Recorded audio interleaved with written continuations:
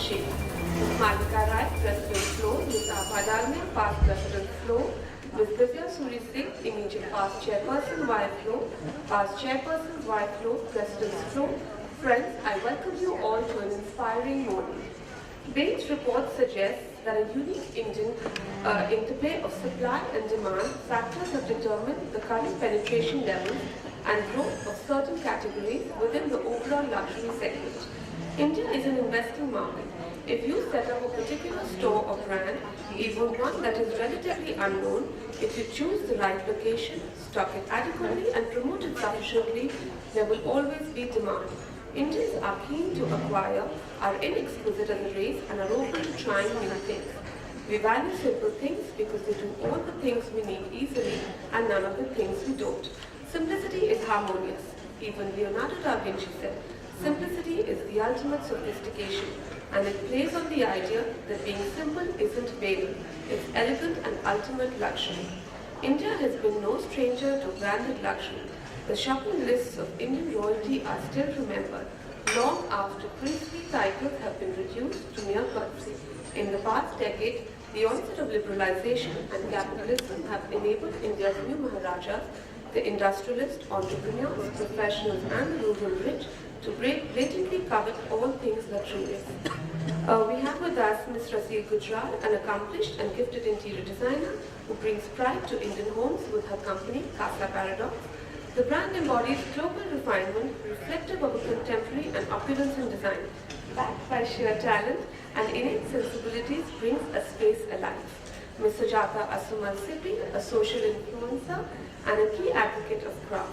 She is familiar with the business of fashion and has been associated with some of the leading fashion magazines, including Harper's Bazaar India as its former editor. She also has been the featured fashion and lifestyle with other magazines such as Elle, Verve and Beautiful People. Mr. Jamal Sheikh is the editorial director of two major magazines in India, Men's Health, which is the largest men's magazine in the country in terms of sales, and the luxury magazine Robb Report, which goes out by invitation to the most affluent and influential people in India. He started his career as a lifestyle journalist in the 90s at Bombay Times, where he covered fashion, food, film and people and became a household name. He was also the entertainment editor at DNA in Mumbai before he moved to Delhi to storm the magazine industry. He has hosted shows in Channel 4, London, besides a few channels in India. Jamal is known in the journalistic community as the young whiz kid who turns everything into a super success. His casual, youthful demeanor, coupled with not always traditional ideas, has made him a much-in-demand editor, not just for the magazine he puts out, but for the opinion he creates by keeping his fingers strongly on the changing pulse. Mr. Amarnath, a historian by education, but from an early age has painted, written poetry, practiced graphic design and copywriting for several advertising campaigns. He has co-written, authored 14 illustrated books on art, history, architecture, corporate biography and photography, 2 of which have won the national award. His book Jaipur was the first Indian book chosen to be marketed internationally by Christie's. He is involved in the restoration of India's unlisted architectural ruins, now run as the Neemrana non-hotel hotels, which have won awards from UNESCO, the Indian travel trade industry and national awards. Mr. Amarnath has been able to remove prejudice about simplicity and the pride of opulence with his numerous endeavors.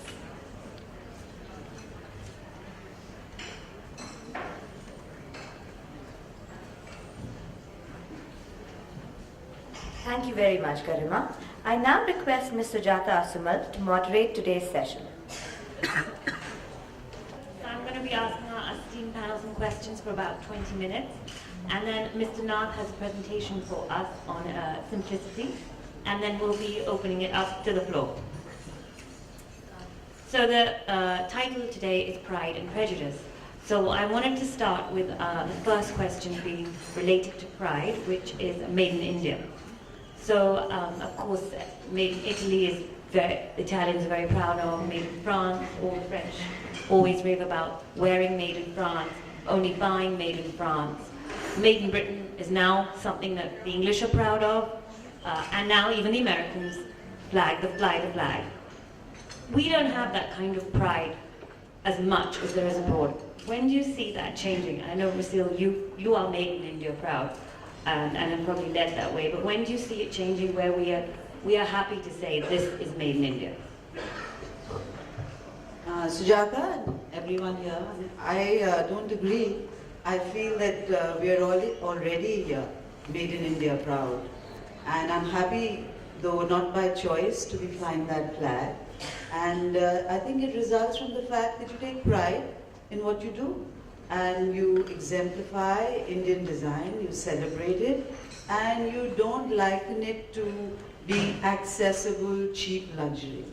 So I think we've achieved it largely in fashion, Indian fashion. I mean, there is no trousseau which doesn't have Indian fashion labels in it.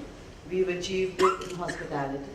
We've achieved it, I think, in a small way in my segment of lifestyle design, but I think it is still evolving. And I think we've achieved it to a great degree even in film, where we've reached excellence. So the segments in which where, like where we come to cars and sort of certain other sort of Western labels which take place, in that space, I think there is where we are not India proud. But I think today, as opposed to a decade ago, we are in a very different space. So I think we're already there. Jamal, as the editorial director, of Rob Report, how much of your content is made in India, and do you focus on luxury products made in India or made abroad? We love luxury projects made in India, But before that, I don't know how I always get myself into this situation. I'm sitting between two very beautiful ladies with two totally different points of view. So I'm going to toe the line and I'm going to be diplomatic and I'm not going to offend either of them. Yes? Yes, made in India in general is not considered something luxurious. It's not something that is to be proud of in the traditional sense of the word. But it is very, very heartening to see that changing. Very recently, just a few weeks ago, I happened to miss a flight in Paris, and because I had half a day free, I ended up going to Maison d'Objet, and in the middle of it all, in the center of attraction of the biggest design fair of the country, were buyers who were queuing up outside Rasil Gujral Design, right? Trying to figure out where she got the peacock idea, and where she had the silver, and she got the gold and the colorful designs. And those designs are going to be in people's homes, and that is Indian.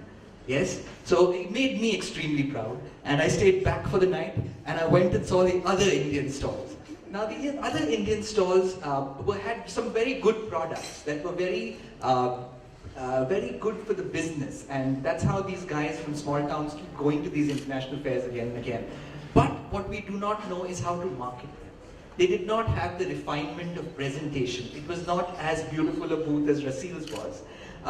They had good products, there was good quality, that is what India is known for. But as we grow into presenting ourselves in a better way, there will be more pride in made in India. I think the best brains in the world are made in India. I think the best intellect in the world is made in India. I think the best value system, the strongest value system in the world is made in India. And I think it's only a matter of time when we will be proud that luxury is made in India. Mr. Now, do you have anything to say?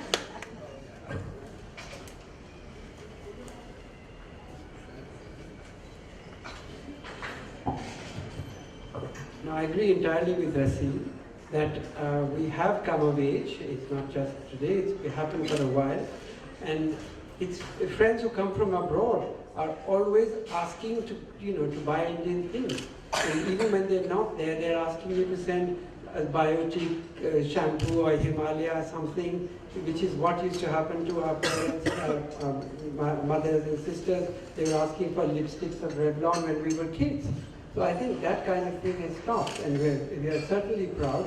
And since we're sitting in Delhi, which after the partition had actually become 60% Punjabi, and I'm sure there are lots of Punjabis in the audience, I think it's time to stop flagellating ourselves and saying that Made in India is not a brand, or that the only culture the Punjabis know is agriculture, which is not true at all. Because if you look at culture, since we're talking about issues like this, all the culture that is represented, if you look at textiles, there's Martan Singh.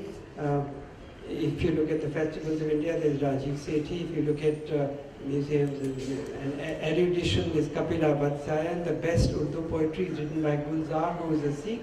I'm involved with restoration and also among the leaders in the field of restoration. So if you make a list of cultured Punjabis, it might outshine many other communities. So in the same way, I think when you look at India, I think we should start listing our strengths and not talking about our weaknesses, which is what the colonizers insisted on, and we became slightly insecure. But today, we have no reason to be insecure. A lady dressed in Abhaji's sari walking in Paris would put everybody else to shame. You know? So,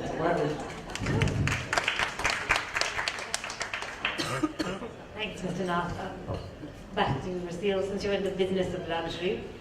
In your experience, is the value proposition in India based on rationale or emotional factors? What is luxury to the average Indian? I think luxury is a perception. Luxury is not a necessity. So it can't be a rational decision. There is always a quality of emotion which is attached to luxury. And in that sense, Indians are no different. I mean, any Indian who aspires to luxury is aspiring for a certain flavor, a certain sense of, what should I say, inaccessible, and a certain novelty. So that is not a very rational decision. Luxury cannot equate with being rational. Mr. Nath, what is your experience? I think that luxury is about being impulsive. So after you have everything, then you need something else. And people who possess luxury or who want this are also, if I might say, not necessarily the people who are always satisfied. Because it's what you don't have is what you aspire for. Because in India we have this extraordinary concept of something called Maya. Maya is the illusion of possession. You don't possess anything on this earth because we come and we go. So if you are absolutely looking at one ring in a show window and saying, I want it, I want it, I want it, when you actually have it, it joins your 100 other rings. And it's not because Mrs. Marcos made it and made famous. I think there are many Mrs. Marcos is sitting here if you were to exhibit their clothes or their shoes.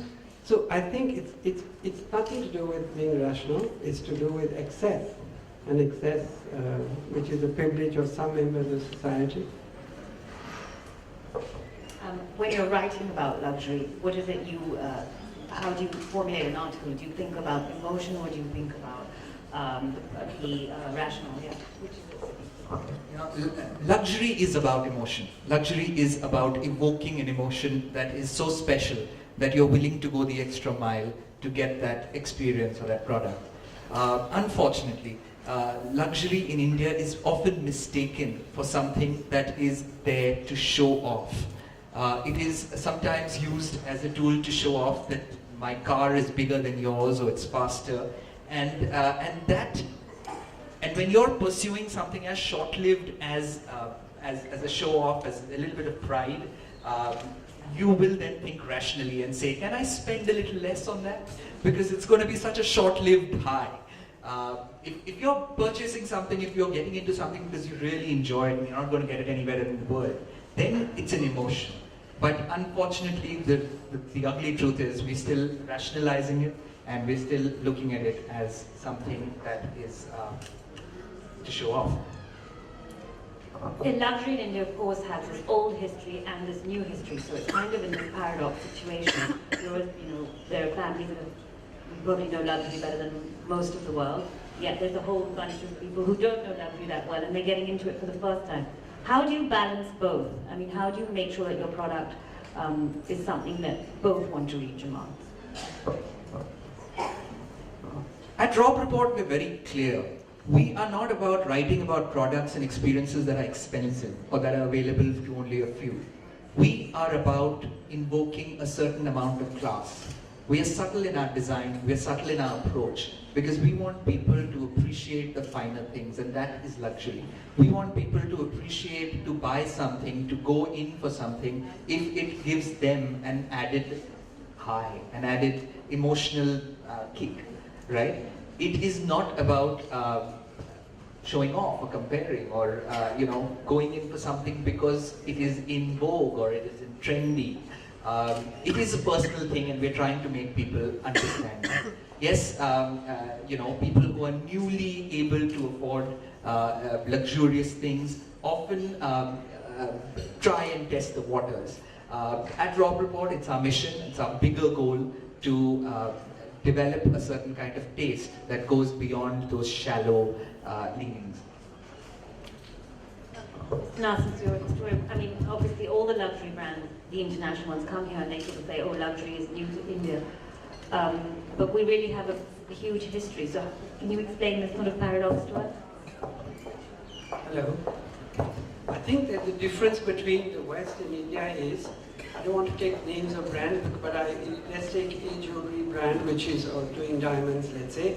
They say a collection of 101, we've only done so many, or we've done a numbered series, a limited editions as it were. But in India, actually every lady sitting here doesn't have a limited edition, she has a one-off. No, there's a huge difference because, in my family, I remember either the jeweler coming home or my mother going with her sister or friend to a jeweler and saying, I've got 6 blue sapphires and 6 diamonds and 4, and they would design it for you. It was a one-off. There's no other lady in the world who has that. And that is luxury, and that's the luxury and the privilege of being Indian, because our craft is so rich. So we don't have to wait for a brand which is saying, I'm going to be one of the 101 ladies who's got this tiger or this elephant or whatever they're making. So I think we should position ourselves differently. Even the weaves that we see here today, even if they are 1 or 2 or few, but there is something about them. It's not like a design that's run off. So the ladies of India should be very proud that they can wear one-offs and that nobody in the world has that. And also the way they mix and the match, since they all have hundreds of colors of everything, that they are truly unique from head to toe. I have to first thank Garima for forcing me to be here. Those of you who know how charming and convincing she can be, I think she can get anybody to do anything. If she said that I have now become the chairperson of the Cabaret Club of India, you might find yourself all dancing with the G string before you know what you're doing, So that's really what I got into, because I'm actually not somebody who relates and associates with luxury.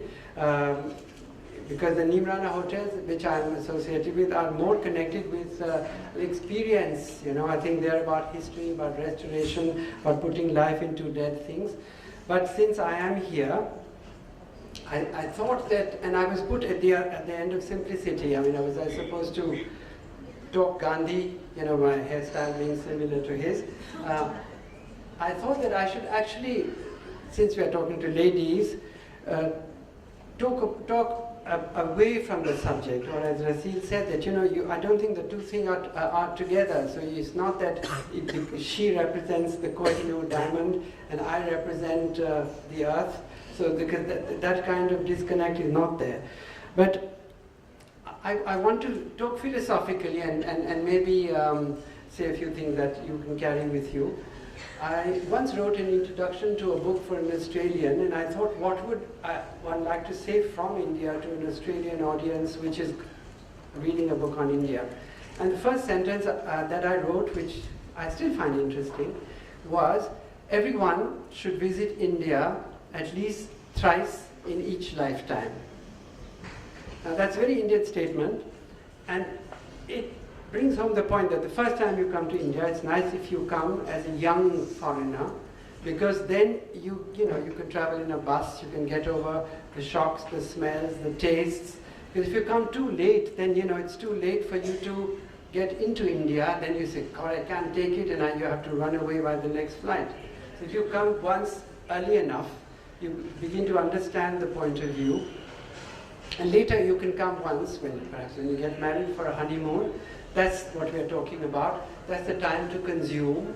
That's the time to buy, to stay in the luxury hotels, to pamper each other with the most expensive possessions you can offer each other at that moment. And then there's a third visit, which is called for towards the end of one's life or closer, when you had lots of questions but you haven't found the answers, because India is the grandmother of all civilizations. So you would come to India to ask the questions to which there are only philosophical answers. Because as I said, how much is enough? If you said, I want a bigger diamond, and it gets bigger and bigger and bigger, you know, as an Indian, born as an Indian, that that is not the path to happiness. You know, it's the path to a momentary kick. But it doesn't lead to everything. Eventually there is a cycle which leads from up to down. Also, there are, all of us are conscious, we say that 4 ashrams of existence. You know, you have Brahmacharya for the first 25 years, Grihast for the next 25, Vanprasth for the 25. There used to be actually only 3 ashrams in traditional Indian writing and thinking, but then, because we are very evolved when we think, the 3rd ashram was then separated into 2, because there is a difference between Vanprasth, which is detachment, and renunciation, which is sannyas. Because you know, you get tired, you know, if you are eating your daughter-in-law's head and telling her to do this all the time, a point must come in your life, then when you detach from that and say, let her run the household however badly she runs it, you know. And then the next time comes when you say, now I shall go to the forest and find my peace and also give her a lot of peace, you know. So I think that as Indians, we are intrinsically aware of all these things. So when we talk about concepts which are alien or foreign to us, we have always to know who we are, what we are saying, and to whom we are saying, which is the point I was making. So if you were to say to Lawrence of Arabia, what is the luxury of the moment, a glass of water for him would have been the greatest luxury of the moment, you know. And if you were to talk to a mother whose child has no food, basic food becomes the luxury. And to a young promiscuous girl, you can say many lovers is a great luxury. So it depends what you permit yourself, what state of mind you're in, and what your society also expects from you. And in India, we are very good at leading double lives, because we say something, we do something else, but we continue to believe that we are doing that which we are not doing, you know. And this is an extraordinary, I think you can call it a hypocritical quality also, but it's some of the most, shall I say, the wealthiest people I've known also do things which they must know are not entirely right. But they continue to do them because they have an excuse for it. My husband likes me to do this, or you know, whatever the thing is. So I think that we all find our truth for luxury, the L truth. And if you were to look at the luxury of, let's say, sex, for example, you know, a subject which is so taboo in India, since you're the young Flo ladies, I thought we could talk about how we accept, even as a thing like, we don't accept sex as a subject which is of open discussion, certainly not from a gentleman to ladies, but we are the land of Kama Sutra, all right? So how is it that at one end we can talk about everything in such detailed terms, and in other terms, then we actually, you know, wear a gungat and the woman is something else and the man is something else, and we have rules which are different. And then our society, which is so hypocritical, has, as you now know, all kinds of scandals which happen with God men, because we have double standards. We accept something when it's actually something else, and we keep the two going parallel. So if I was to go back and tell you about some interesting things, let's look at the Kama Sutra, for example. I had to actually write this down because it's very interesting.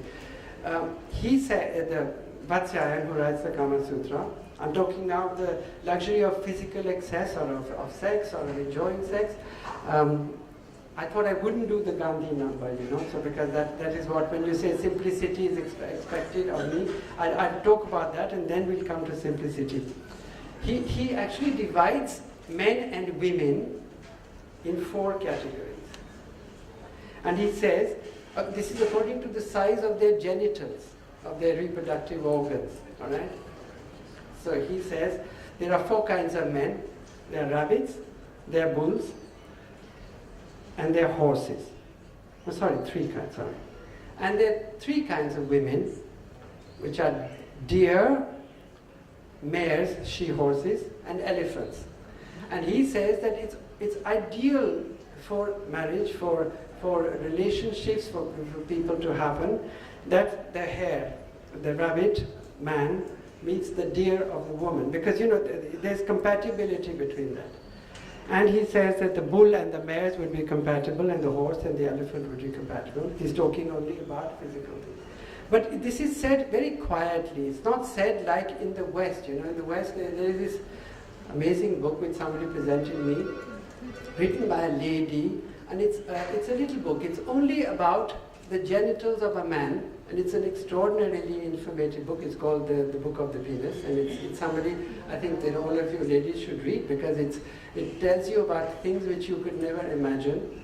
And it struck me how different, how different the thinking of the West is. It comes out of New York and London, and it talks about that. And even when we talk about it in the Kama Sutra, it is said in that kind of term. But the whole concept of luxury, as we are discussing it today, comes as a conscious thing. It comes from the West, because in India, there was always, the Maharajas did what they did, and there was an understanding between the two things. There was not a mix-up between. Now that there's media exposure, and people see in cinema, the level of discontent, what you call prejudice today, has happened because people are conscious of what they don't have. And that creates for them a false need to have it, whether it fits into their scheme of things or not. Because if you were to give some of the things that you are wearing to a maid in your house, she may or may not be able to carry, your stilettos or a Fendi belt or whatever the things are. Because, you get to a stage of westernization, you get to a stage of evolution.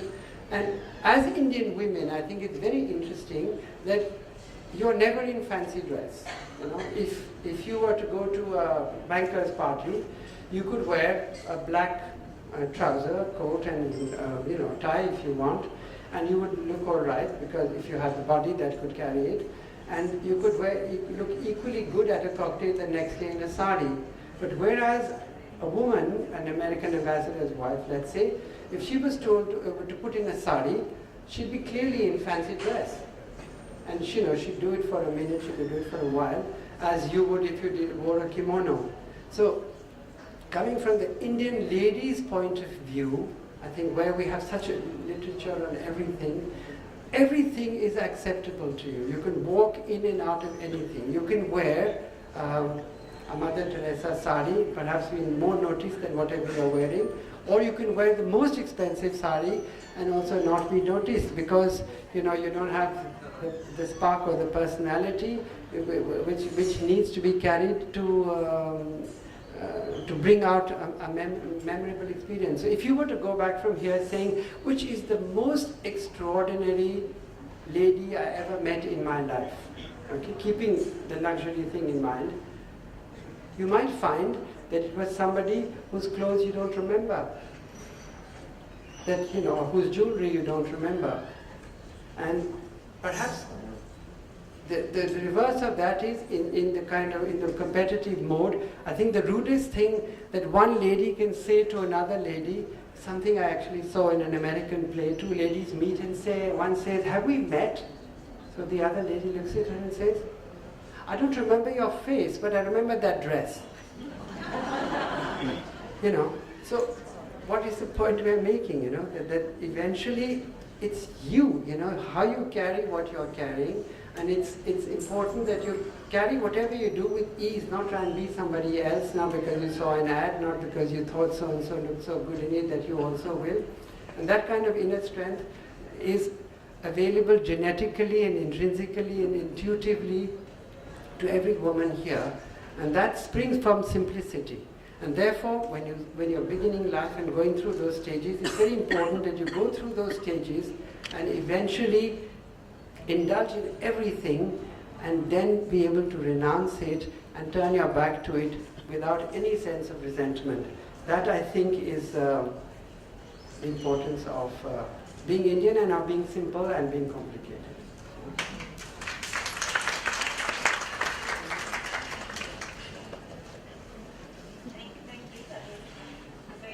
Funny, you're going to have more people coming to the next few talks after your kind of unexpected take on it, and it was very interesting. I'm just going to get up. I'm hoping some of you have some questions, so I'm getting up to hand the mic over to people.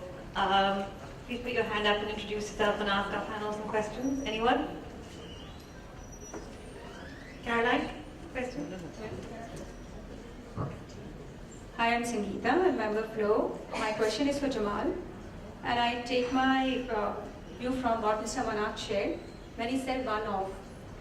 I completely agree when he said one-off. I even read Kareena Kapoor mentioned in an article the other day. She said we have the luxury of having tailors next door, wherein people in the West talk about bespoke tailors and stuff like that. But then why do Indians not take pride in that? They would rather wear a Sabyasachi, which the moment you enter in a party, people know it's Sabyasachi and it's for so-and-so amount, right? So are they wearing a price tag, or they just want to be recognized?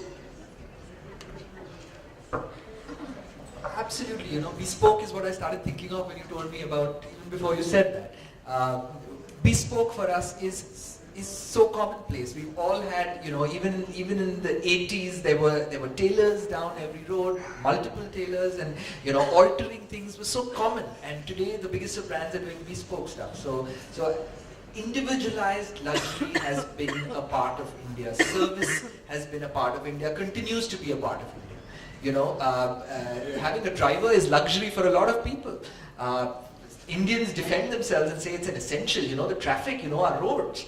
But we must accept that it is a luxury. We don't look at it as luxury. I think that is the mindset that we will change. The distinction between the classes in India is more pronounced. It's a part of the world where it's more pronounced. As that changes, we will move towards looking at certain things as luxury that we didn't look at, that our earlier generations didn't look at as luxury.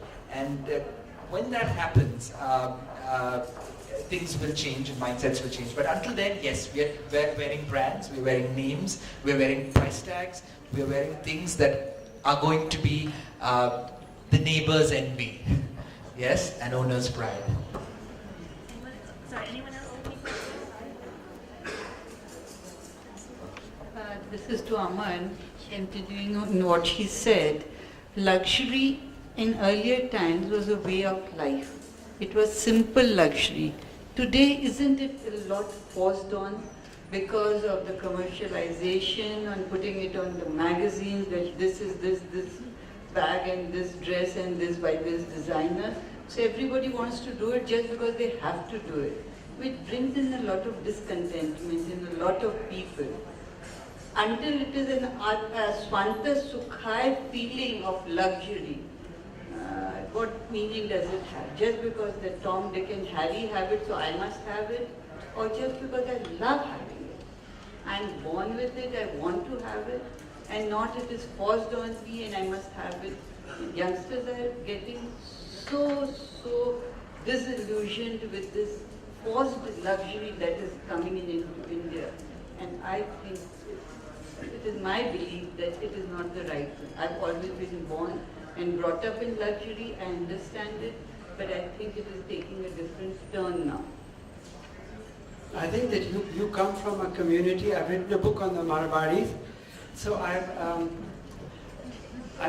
they actually were a very amazing community because, in the Marwaris of Shekhawati, they did Panch Punya, which was to make a temple, to make a sarai, to make a gaushala, to make a pathshala, all that.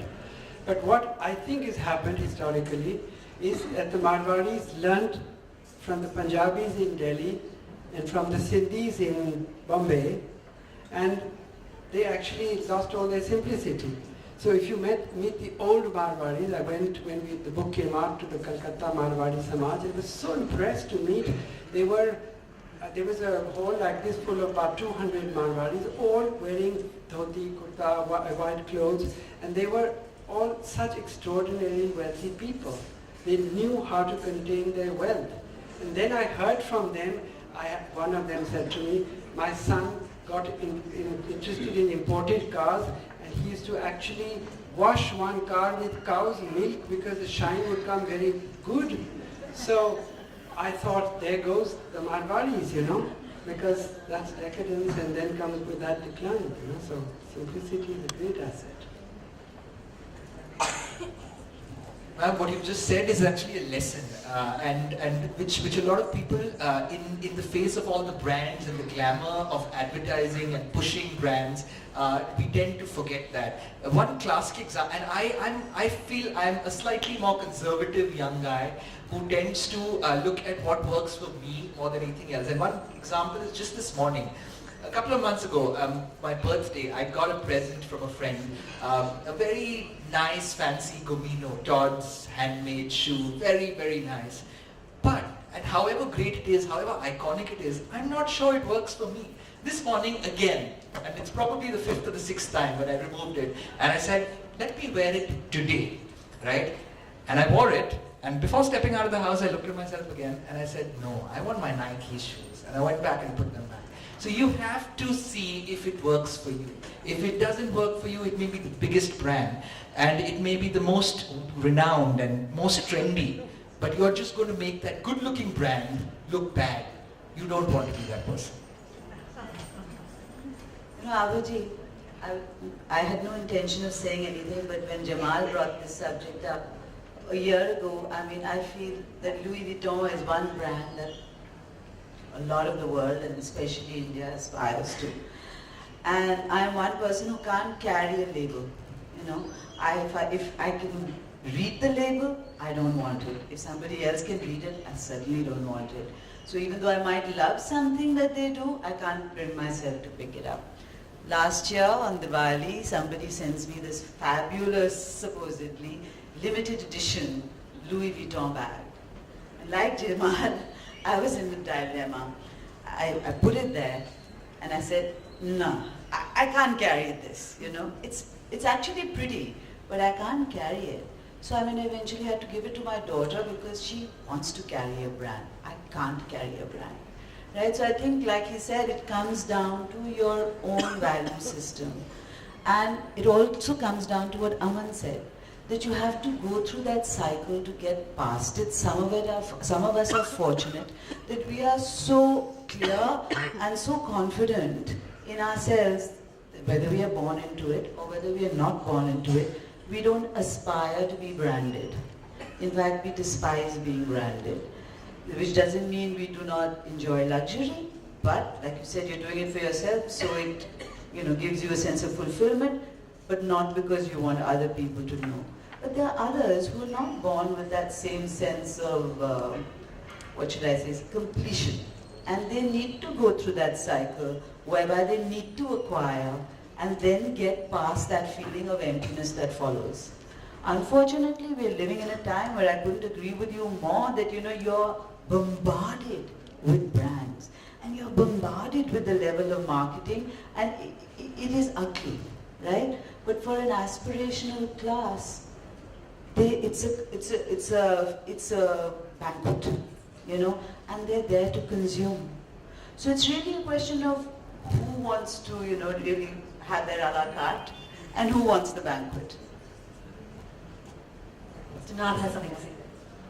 No, I want to say something. I used to look after the arts pages of India Today, and I said to them, we must do a story on a cover story on art. So we did a cover story on M.F. Hussain. So I asked him this question. I said, Hussain Saab, you do so many wonderful paintings. Why do you go on painting these horses, So he says, you drive your Maruti or Gypsy or whatever. I also need my horses to run. He said, जब तक लोग पहचानेंगे नहीं हुसैन है तो टांगेंगे कैसे? So they wanted to make a point. I have arrived I can spend 1 lakh rupees, or those days 20,000 rupees, to put a horse of Hussein. And what Rasil is saying is exactly the opposite. She'd like to get a Hussein who doesn't look like a Hussein, and people would say, but what is this? And for her, the joy would be that, this is the painting he did when he was 25, before he started riding horses and running or making everybody else ride his horses. So it's again which end of the stick you're at. Does anyone else have any other questions? Is there a mic?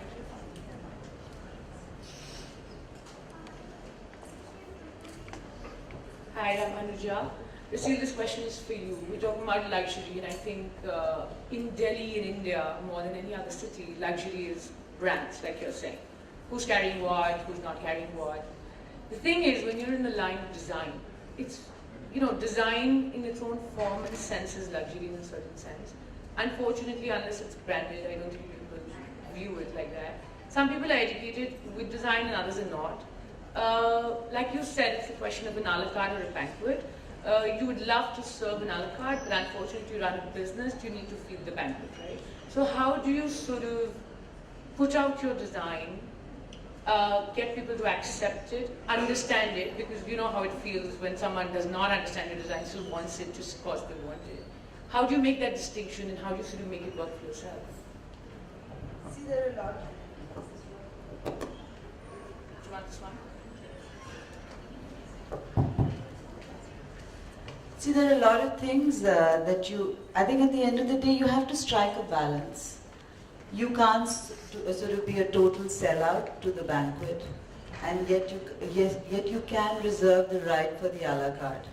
So there is a customer, which fortunately, I'm still not, nor do I have any desire to get in a hedge fund and become this multiple generically available brand, in which is what everybody tells me, why haven't you done for the past 10 years, since that's the way India is going, is I want to retain the right, the freedom to do bespoke pieces for clients who want what I want, what I really want if you come to my space, and what that looks like. What I put out in the retail stores has a sense of what is going to have a generic appeal, yet at the same time, it's also something that I can relate to. So I think it's essential to not sell yourself out, actually. It comes down to that. Are you chasing just the money? Yes, you need to run a business, you need to feed the business, but not at the cost of losing out your value and your sense of self. So I think that is something which is a very internal decision, and I think it's very personality driven, and it can't come from a person who's pure business. And I always say I fell into business. I fell into what is supposed luxury, which I hate the tag. I think luxury is the most abused terminology in India. I mean, an apartment in 3 BHK in Faridabad is supposed to be luxury. So I think here today, either it's a price tag or it's just a label. Everything is luxury. Today in India, you sell it as luxury, you shout it long enough, you say it long enough, and it becomes luxury. So I don't think that luxury is truly understood.